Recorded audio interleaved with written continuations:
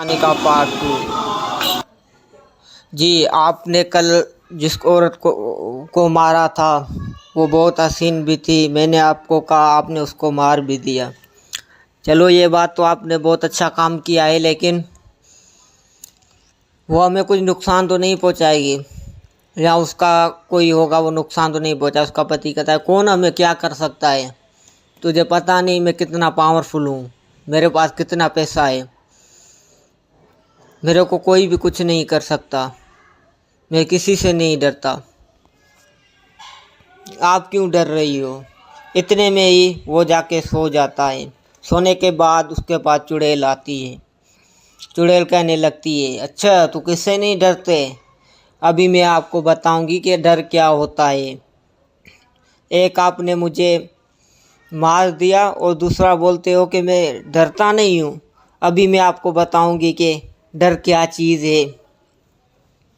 चुड़ैल ये कहने के बाद सेठ की पत्नी चुड़ैल को देखती है, चारपाई पे बैठी होती है। उसकी पत्नी कहती है, जी तुम कौन हो, इधर क्या करने आई हो, क्यों हमें तंग कर रही हो? इतने में ही चुड़ैल वहाँ से चली जाती है। फिर वहीं पे ही उस चारपाई पे उसका पति बैठा होता है और चुड़ैल उसके पास हवा में उड़ती आती है और बोल के आती है, आपने मुझे पहचाना नहीं, आपने मुझे पहचाने, आप मैं वही हूँ जिसको आपने मारा था। अभी तक पहचाना या अभी तक नहीं पहचाना?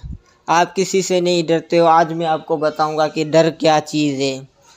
फिर आपको डर का नाम सुनने के बाद आपको डर याद आ जाएगा। गांव में आपको कुछ कोई बोलता नहीं है, इसलिए आप जो दिल करे वो करते फिरते हो।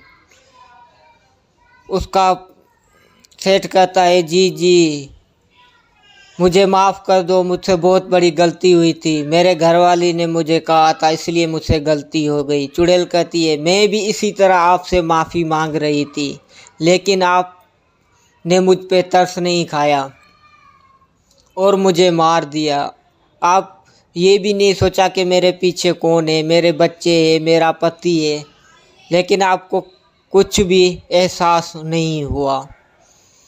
इतना कहने के बाद वो चुड़ैल को सेठ मारने लगता है। मैं तुझे फिर मारूंगा, दोबारा मार दूंगा, नहीं छोड़ूंगा। चुड़ैल कहती है, अभी कुछ भी नहीं हो सकता, अब तुम्हारी मौत मेरे हाथों पक्की है, तुम्हें कोई भी नहीं बचा सकता।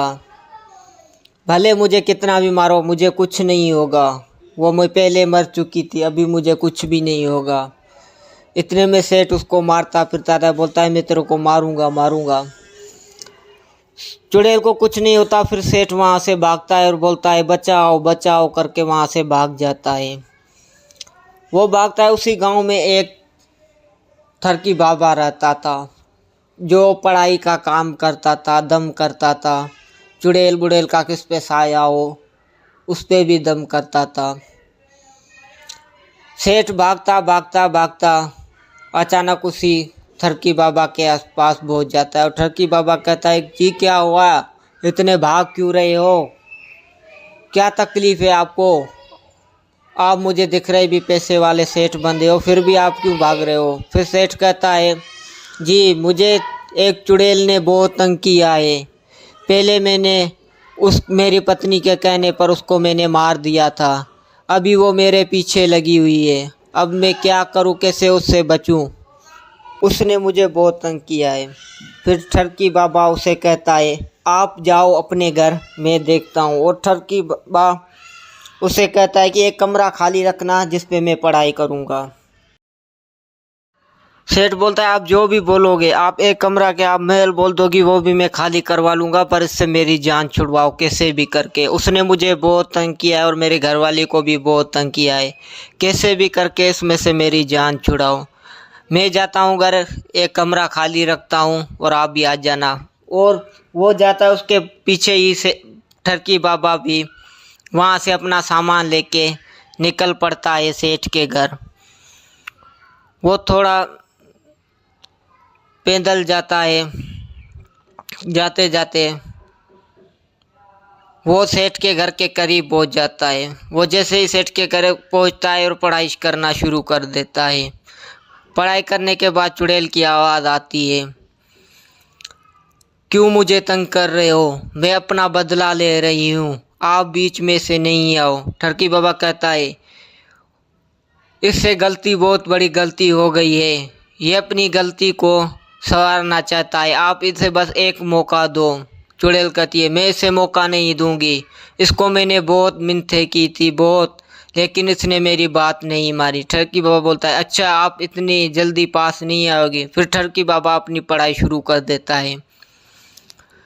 थोड़ी देर ही पढ़ाई करता है, उसमें से चुड़ैल को बहुत सारी तकलीफ़ मिलती है और चुड़ैल कहती है जी ठरकी बाबा बस करो, मैं इतना बर्दाश्त नहीं कर सकती, मैं इस बार इसको माफ़ कर रही हूँ, लेकिन अगली बार इसने ऐसा किया तो मैं इसको नहीं छोड़ूंगी।